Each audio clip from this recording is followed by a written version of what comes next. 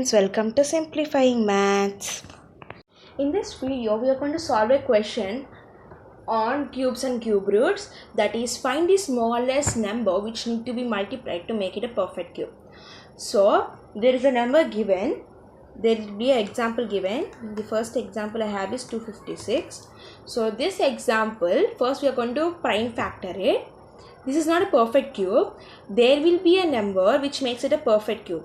For that, first we have to find the prime factors. So let us start finding the prime factors. 256 prime factors, 2 128s, 2 64s, 2 32s, 2 16s, 2 8s. I'm continuing over here. 2 4s, 2 2s, 2 1s.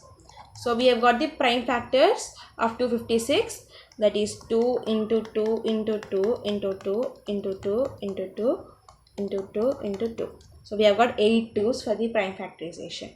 Now we know the condition that for perfect cube, that means a number should be made in a group of 3.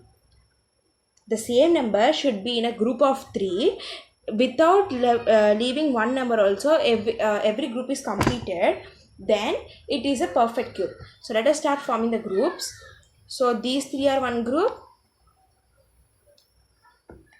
and these 3 are another group, and we have 2 only as one group. So this is incomplete.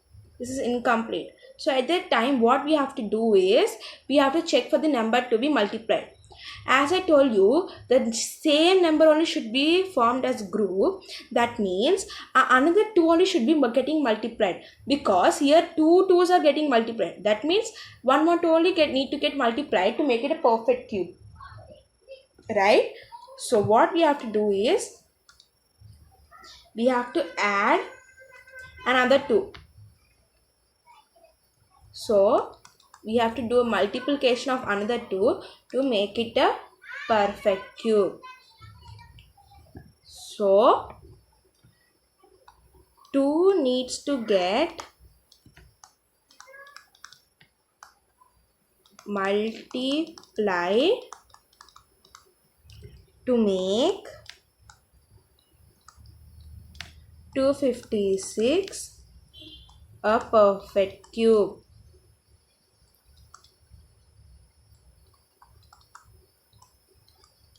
Because we know the condition, right?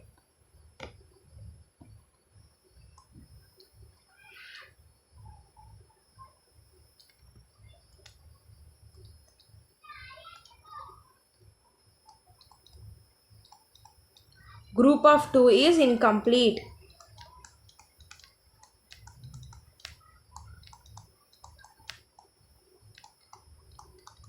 This group is incomplete only, right? So only we are going to multiply 2 that we have found. So this is an easy method for finding the number of perfect cubes that need to be smallest number need to be multiplied, like that.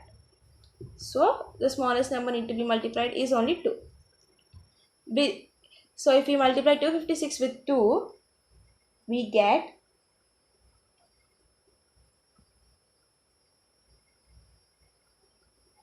5 1 2. So if we multiply 256 with 2, we get 5 and 2. So 5 and 2 is the perfect cube. Perfect cube of what? 5 and 2 is a perfect cube of 8. This is the easy example. Let us take another example. So the other example here I have is 72. Let us take small example. 72. Let us start finding prime factors for it. 72, 3's, 2's 36, 2's 18, 2 9's, 3 3's, 3 1's. Here we find 3 2's and 2 3's. So let us write them. Now let us start forming the group. We can form the group of 3, group of 2, because there are 3 numbers of 2. So we can form them group easily. Next, if you see 3, there are only 2 left over. So how can we form the group? We cannot form the group. That means this is not a perfect cube. To make it a perfect cube, with what number we should multiply is 3. How we know that? Because it should be multiplied with 3. How we know that? Because 3 is needed to complete the second group of 3. Needed to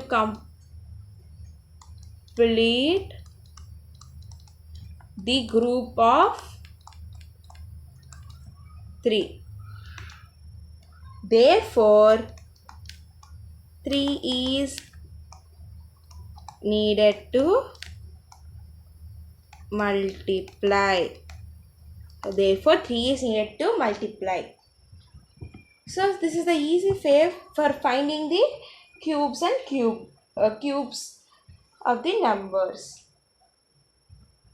In this video, we have learned if they give the incomplete, if they give an incomplete group or which is not a perfect cube, how to make them a perfect cubes using prime factorization method.